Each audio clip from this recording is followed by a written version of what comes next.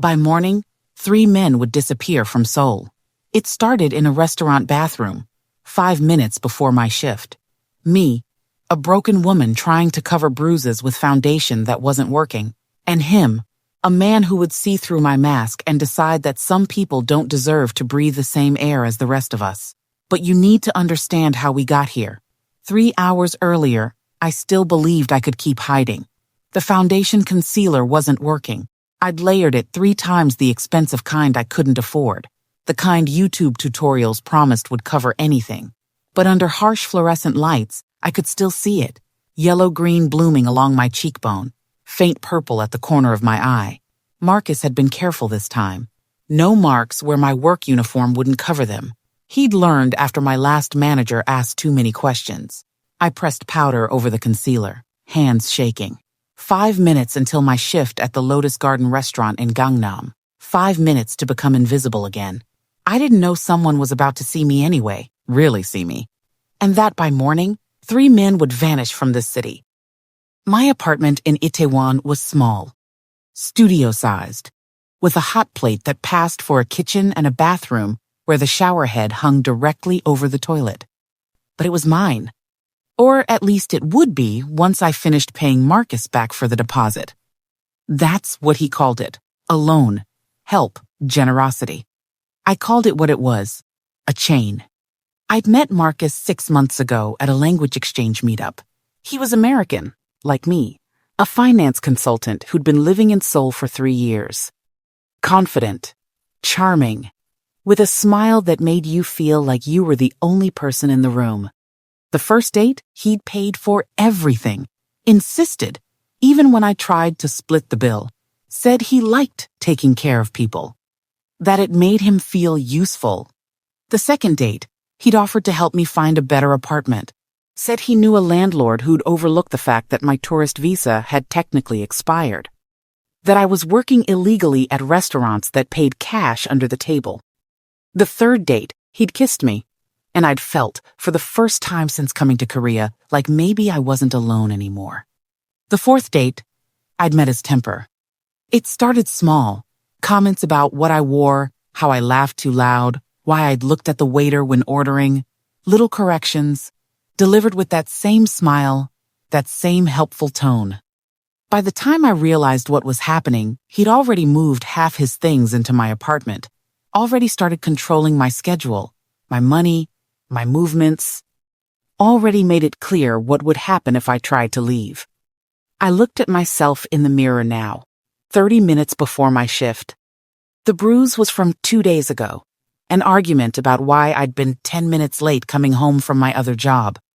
He'd grabbed my face, fingers digging into my cheek, his voice calm and controlled as he explained why this was my fault. The concealer covered most of it. The rest, I'd have to hide with a smile and good lighting. My phone buzzed. A text from Marcus. Working late tonight. Don't wait up. And remember what we talked about. I knew what that meant. He'd be drinking with clients, would come home angry or amorous or both, would want to talk about things that were my fault, would need to remind me how much I needed him. I put the phone face down on the counter and finished my makeup. The Lotus Garden was the kind of restaurant that Seoul magazine photographed for best fine dining lists. Modern Korean cuisine with French technique, wine pairings that cost more than my monthly rent, a reservation list that stretched 3 months out. I was a server, 1 of 8, all of us dressed in identical black uniforms, all of us trained to be invisible until needed, present until dismissed. The manager, Mrs. Kim, was waiting when I arrived. Her eyes went immediately to my face, that quick scan that staff everywhere learn to do, checking for problems before they become visible to customers. "Kendra," she said in English, her accent precise. "You're on section 3 tonight. Private dining room. Very important client." My stomach dropped. Private dining rooms meant fewer eyes, more pressure, higher stakes. One mistake in a private room and Mrs. Kim would remember it for months. "Yes, ma'am," I said. "And Kendra?" She lowered her voice. "Are you all right? You look tired." "Just didn't sleep well," I lied. The same lie I'd been telling for 3 months. I'm fine. She studied me for another moment, then nodded. But I saw it in her eyes, the doubt, the beginning of questions I couldn't afford her to ask. The private dining room was on the second floor. Floor-to-ceiling windows overlooking Gangnam's glittering night skyline. A single table set for 6. Candles already lit. I checked the reservation list. The name made my hands go still. Kang Jae-won. 8 p.m. Party of 6. I didn't know that name, but the note next to it, written in Mrs. Kim's careful handwriting, told me everything I needed to know. VIP. Handle with extreme care. Whatever he wants. In Seoul's restaurant hierarchy, that meant one of 2 things. Either he was a celebrity, or he was connected. The kind of connected that made managers nervous and servers invisible. I had 30 minutes before he arrived. 30 minutes to make sure my mask was perfect. Kang Jae-won arrived exactly on time. I heard him before I saw him. The shift in energy when someone important enters a space. The way Mrs. Kim's voice changed, became higher, more deferential. The sound of expensive shoes on hardwood floors. Then he walked into the private dining room, and I forgot how to breathe. He was younger than I expected, maybe mid-30s, tall for a Korean man, wearing a suit that was so perfectly tailored it looked like it had been built around him rather than purchased. His hair was styled back from his face, and his eyes found mine immediately. Dark, intelligent, with that particular kind of focus that made you feel seen in a way that was both thrilling and terrifying. "Good evening," I said in Korean, bowing at exactly the right angle. Mrs. Kim had drilled proper greeting etiquette into all of us until we could do it in our sleep. "Welcome to Lotus Garden." He didn't respond immediately, just looked at me, not the way Marcus looked at me, like I was property to be assessed. Not the way most men in Seoul looked at me, curiosity about the black woman serving their table. He looked at me like he was reading a language only he could see. "English or Korean?" he asked. His English perfect, accent minimal. "Either," I replied. "Whatever you prefer, sir." "English, then." He moved to the head of the table, his movements economical, controlled. "My associates will be joining me shortly. In the meantime, whiskey. Neat. You choose." That was a test. I'd been serving long enough to recognize them. I nodded, turned to leave. "Wait." I stopped, turned back. "Yes, sir?" He was still looking at me. And this time, I saw his eyes track to my cheekbone, to the place where the concealer was doing its best work. "What's your name?" he asked quietly. "Kendra, sir." "How long have you worked here, Kendra?" 4 months, sir." He nodded slowly, and I couldn't read his expression. Then he waved his hand dismissively. "The whiskey, please." I left before he could ask anything else, before he could see what I was working so hard to hide. What I didn't know, walking down those stairs to the bar, was that Kang Jae-won had already seen it. And men like him don't unsee things. His associates arrived over the next 20 minutes. 5 men, all Korean, all wearing suits that whispered money rather than shouting it. They spoke in rapid Korean, switching between formal and casual speech in ways that told me these were men comfortable with power. I served them with the practiced invisibility of good waitstaff. Appeared when needed, vanished when not. Kept their water glasses full, their wine flowing, their plates cleared at exactly the right moments. The conversation was business. I caught fragments of it as I moved around the table. Real estate development, city council approvals, names I didn't recognize but that clearly mattered. Kang Jae-won sat at the head of the table and said very little. Mostly, he listened, nodded occasionally, asked questions that made the other men pause, reconsider their answers. And every time I approached the table, his eyes found me. Not obviously. Not in a way his associates would notice, but I felt it. The weight of his attention. The way he tracked my movements like he was cataloging something. It should have made me nervous. Men who paid too much attention were usually problems. But there was something different about his gaze. He wasn't looking at my body. He was looking at my face, at the place where the bruise was hidden. Around 9:30, one of the associates knocked over a water glass. Not dramatically, just an accidental elbow. But the glass shattered against the hardwood floor, and instinctively, without thinking, I flinched. Not a little. A full-body recoil. My hands coming up to protect my face. My breath catching in a way that was pure muscle memory. The room went quiet. I forced myself to lower my hands, to smile apologetically. I'm so sorry. I'll clean this up immediately. But when I looked up, Kang Jae-won was staring at me with an expression I couldn't read. And I knew he'd seen it. The flinch. The fear response that came from somewhere other than a broken glass. At 10:15, Kang Jae-won's associates left. They filed out with handshakes and bows, leaving him alone in the private dining room with a half-finished bottle of wine and an untouched dessert. Mrs. Kim sent me back upstairs to clear the table. I expected him to be gone. Important men didn't linger in empty dining rooms, but he was still there, standing by the window, looking out at Seoul's nighttime sprawl. I'll just clear these, I said quietly, moving toward the table. Leave them. His voice was calm, but it wasn't a request. I stopped, my hands hovering over a plate. Come here, please. Everything in me wanted to run, but I'd learned a long time ago that running made things worse. So I moved to where he stood, maintaining the appropriate distance for staff-client interaction. He didn't turn to look at me, just kept staring out at the city. How long have you been in Seoul? He asked. 8 months, sir. Legally? The question was direct, dangerous, but his tone wasn't accusatory, just curious. My visa expired 3 months ago, I heard myself say. Honesty, sudden and stupid.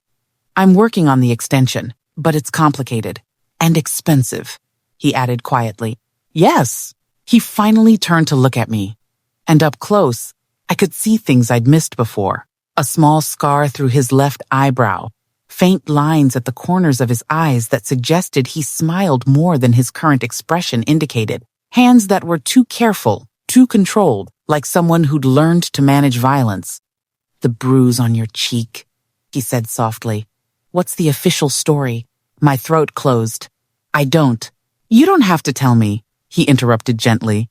I'm just asking what you tell people when they notice. I swallowed hard. I tell them I'm clumsy, that I walked into a cabinet door. And do they believe you? They want to, I whispered. So they do. Kang Jae-won nodded slowly, like I'd confirmed something he already knew. Then he reached into his jacket and pulled out a business card. Not a corporate one with a company name and title, just a card with a phone number, nothing else. If you ever need help, he said, pressing it into my hand, call this number, anytime, day or night. Why? The question escaped before I could stop it. You don't know me. No, he agreed. But I know what it looks like when someone is trapped. And I know what it costs to ask for help. He moved past me toward the door, then paused. The man who did that to you, he said without turning around. Does he know you work here? Yes, I whispered. Then he'll come here eventually, to check on you, to remind you that you belong to him. It wasn't a question. When he does, Kang Jae-won continued, his voice dropping to something cold and final, call me, or don't, but know that men who hit women are cowards, and cowards only understand one language. Then he was gone, leaving me alone in the private dining room with a business card that felt like a live grenade in my palm. Marcus showed up at 11:30. I was clearing tables in the main dining room when I saw him through the front windows, swaying slightly, that particular looseness that meant he'd been drinking. Not fall down drunk, but enough that his edges were blurred, his control loosened. My stomach dropped. He pushed through the front door, and Mrs. Kim intercepted him immediately. Professional, polite, but firm. I'm sorry, sir. We're closing. I'm here for Kendra, Marcus interrupted, his voice too loud. American accented English, cutting through the restaurant's carefully maintained ambiance. My girlfriend. She works here.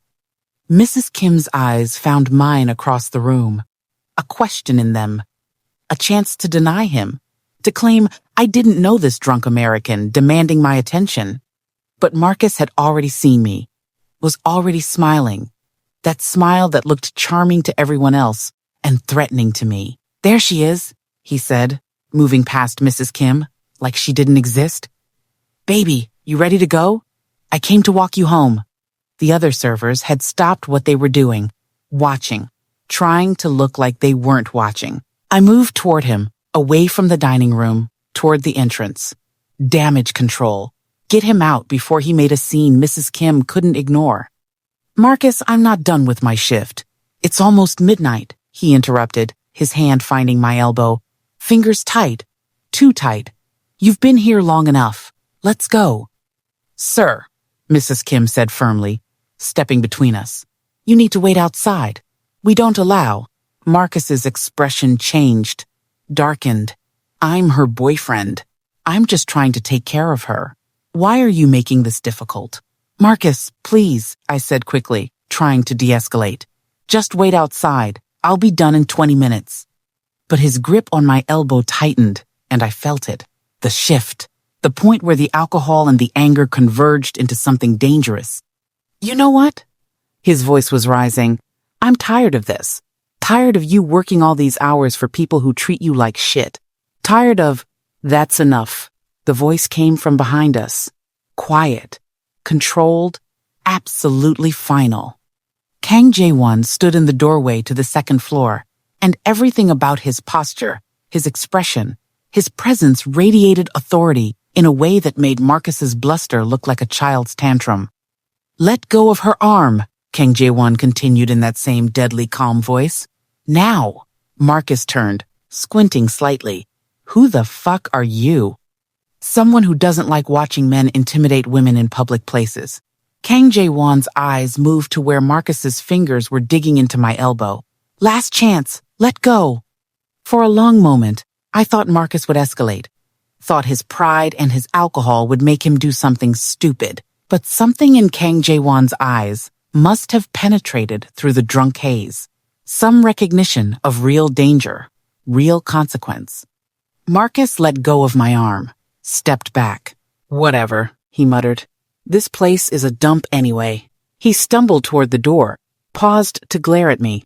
"We'll talk about this at home." A promise. A threat. Then he was gone, disappearing into Seoul's crowded midnight streets. The restaurant was completely silent. Mrs. Kim looked at me with something like pity and concern.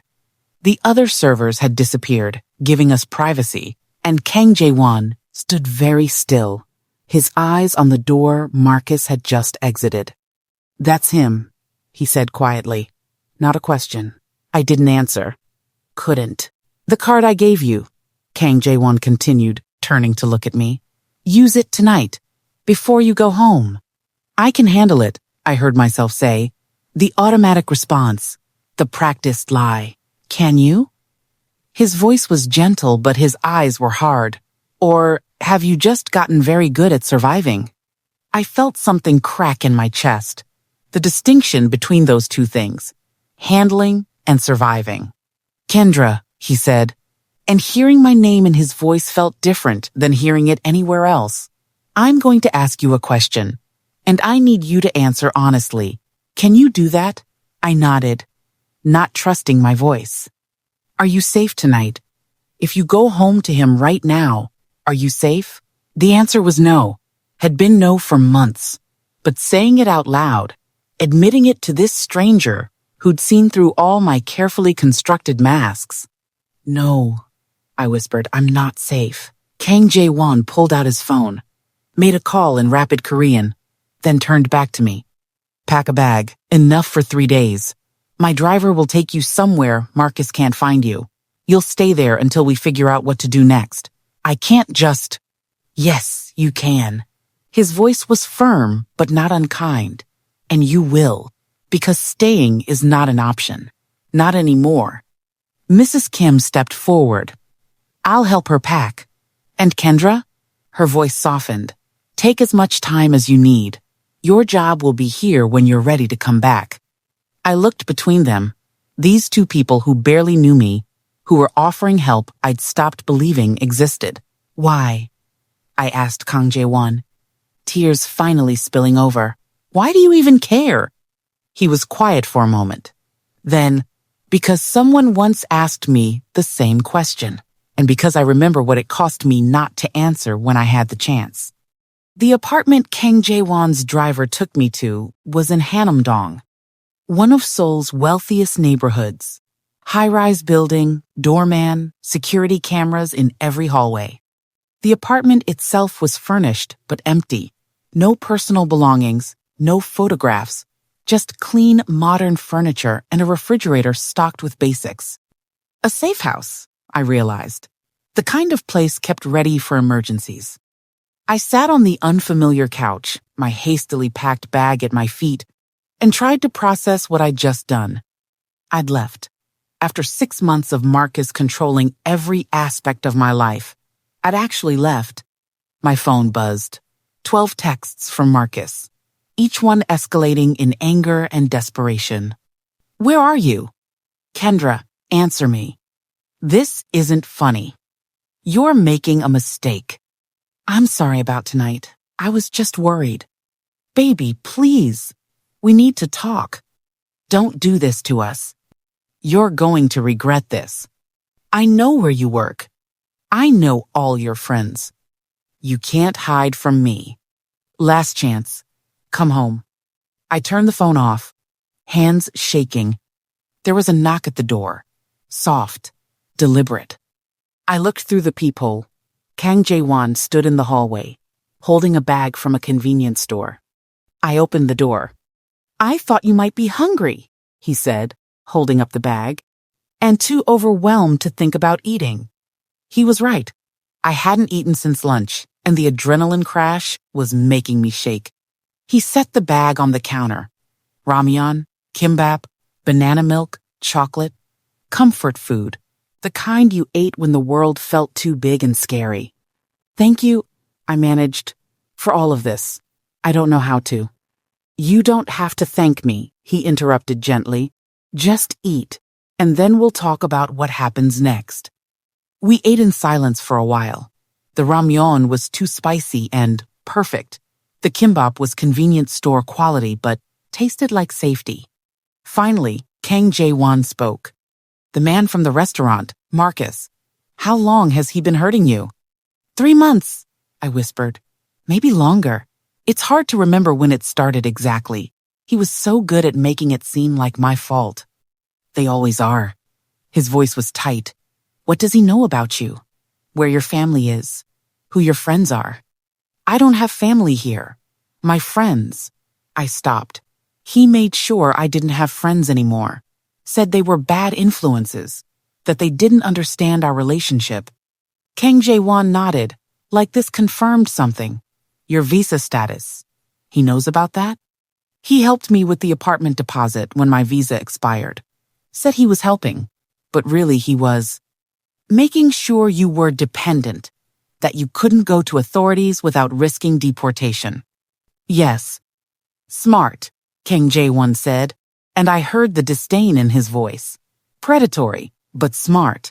He chose his victim well. The word victim should have stung. But hearing it in Kang Jae-won's matter-of-fact tone felt different. Not like weakness, like acknowledgement of what had been done to me. What do you do? I asked suddenly. For work, I mean. Mrs. Kim treated you like you were important. You have safe houses. You make phone calls and things happen. What are you? He was quiet for a long moment. Then, I run an import-export business, legitimate mostly, but I also handle problems. For people who need problems, handled quietly. I couldn't quite say it. Connected, he supplied. That's the polite word. The less polite word is that I'm part of an organization that operates in Seoul's shadows. We protect territory, manage certain businesses, ensure certain outcomes. He met my eyes directly. I'm telling you this because if I'm going to help you, you need to know what kind of help you're accepting. I'm not a good Samaritan, Kendra. I'm someone who understands violence, who has used it, who can use it again. Against Marcus, I said slowly. If necessary. I should have been afraid, should have run from this dangerous man who just admitted to being part of organized crime. But all I felt was relief. What happens now? I asked. Now, Kang Jae-won said, you sleep. Tomorrow we'll talk about your options. Legal ones first, but if those don't work, he stopped. Let's just say Marcus is about to learn that not everyone is as powerless as he thinks. I woke up to my phone ringing. I'd turned it back on to set an alarm, and now Marcus's name lit up the screen. It was 3 a.m. I answered without thinking. Hello? There she is. His voice was cold, sober now, controlled. Which was worse than the drunk anger. I've been calling for hours. Marcus. Shut up. I'm talking. There was a pause. You embarrassed me tonight. Made me look like a fool in front of your little Korean boss, or whoever the fuck that guy was. He was just a customer who... I said, shut up. The shout made me flinch even through the phone. You think you can just leave? Just disappear and I won't find you? I don't want to fight. Then come home, right now. And we'll forget this ever happened. I can't. You can't? He laughed, bitter and sharp. Because of what, Kendra? You think you have options now? You think that rich Korean guy is going to save you? You're illegal. You have no money, no friends, no one who gives a shit about you except me. Each word was designed to hit where I was weakest. And God help me, part of me believed him. I know where you work, Marcus continued, voice dropping to something quieter, more dangerous. I know your schedule. I know Mrs. Kim's full name and her home address. I know which subway line you take. I know everything, Kendra. And if you don't come home by morning, I'm going to make sure everyone knows exactly what you are. An illegal immigrant taking jobs from Koreans. We'll see how long your precious restaurant job lasts then. Don't, I whispered. Then come home. Last chance. Text me the address where you're hiding, and I'll come pick you up. We'll talk. Everything will be fine. I hung up, sat in the dark apartment, shaking. Then I did something I'd never done before. I called the number on Kang Jae-won's card. He answered on the first ring. Are you safe? He called. He's threatening to. My voice broke. He's going to tell immigration about me. Get me deported. He knows where Mrs. Kim lives. Where are you right now? The apartment you sent me to. Stay there. Lock the door. I'm on my way. He arrived 20 minutes later with 2 other men. They spoke in rapid Korean while I sat on the couch, trying not to fall apart. Finally, Kang Jae-won sat across from me. I need you to listen very carefully, he said. What I'm about to offer you, it's not the legal way. It's not the safe way, but it's effective. Do you understand? I nodded. I can make Marcus disappear from your life. Completely. Permanently. He won't threaten you, won't contact you, won't ever touch you again. You mean... I don't mean kill him, Kang Jae-won clarified. I mean he leaves Seoul, tonight, and he never comes back. But for that to happen, I need you to tell me everything. Where he lives, where he works, who his friends are, everything. And if I say no, then we do this the legal way. Restraining orders, visa lawyers, proper channels. It'll take months. Cost money you don't have. And there's no guarantee it works. He leaned forward. I'm not going to pressure you. This is your choice. But you need to decide now.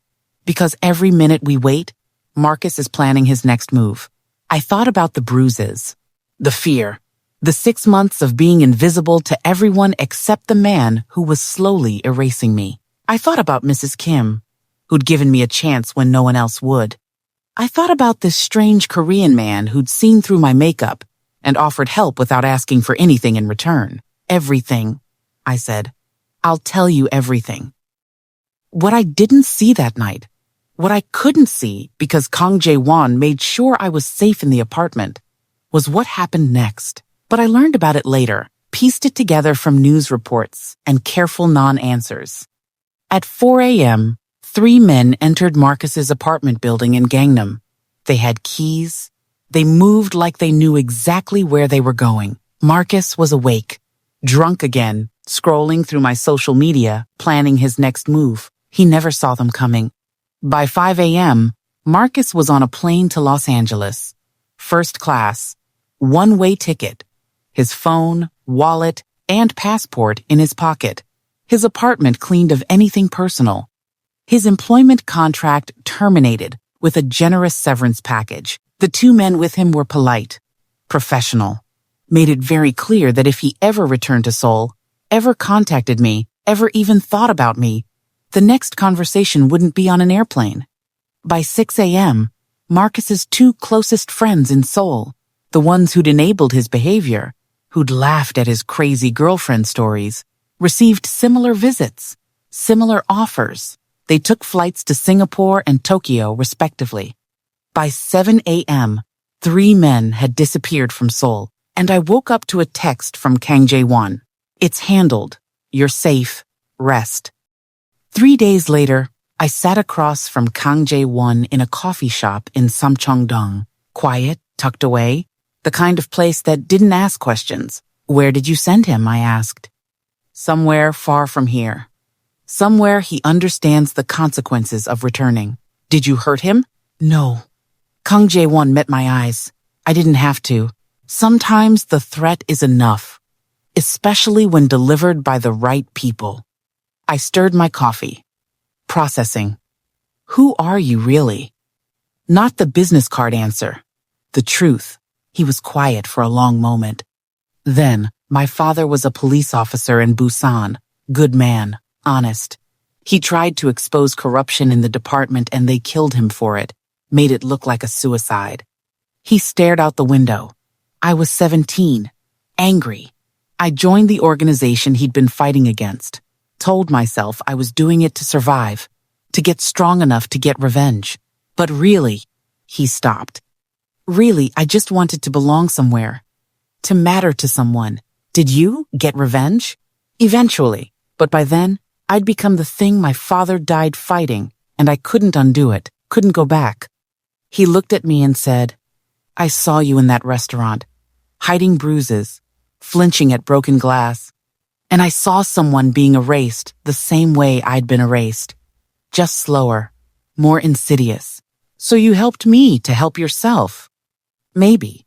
Or maybe I helped you because someone should have helped me, and because you reminded me that there are still people worth saving. I reached across the table, touched his hand. Thank you for seeing me, for doing what I couldn't do for myself. What will you do now? He asked. Mrs. Kim helped me find a visa lawyer. Someone legitimate. They think they can fix my status. It'll take time, but I'll pay for it. Kang Jae-won interrupted. You don't have to. I want to. Consider it payment for reminding me why I'm trying to leave this life. Trying to leave?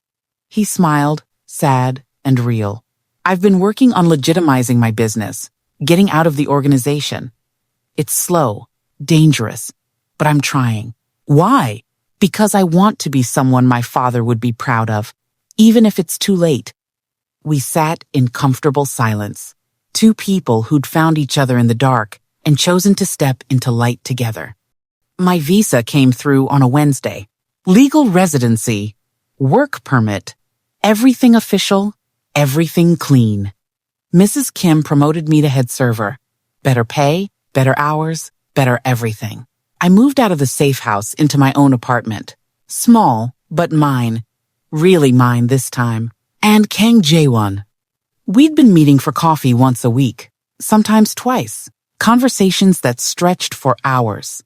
About Seoul, about our pasts, about the futures we were trying to build. He never pressured me, never pushed for more than I was ready to give. Until one Wednesday, sitting in our usual coffee shop, he asked, would you like to have dinner with me? Not coffee, actual dinner. He paused. As more than friends who meet for coffee. I smiled. I'd like that. There's something you should know first. He leaned forward. I'm still connected, still part of the organization. I'm working on leaving but it's complicated, dangerous. And being close to me, I know who you are, I interrupted gently. I've always known.